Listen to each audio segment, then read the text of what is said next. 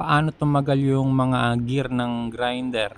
Katulad nito, ayan na ano yan, eh, lalo na kung natutuyuan siya ng grasa, nagkaka-friction siya, eh, tapos nakakalbo. Tapos tumatalas muna siya, eh, tapos umiingay, tapos makakalbo na siya. 'Di na siya gagana, armature na lang yung iikot. Tapos yung pinakaulo niya sa taas, sa cutting dish hindi na gagana. Dapat alaga sa grasa.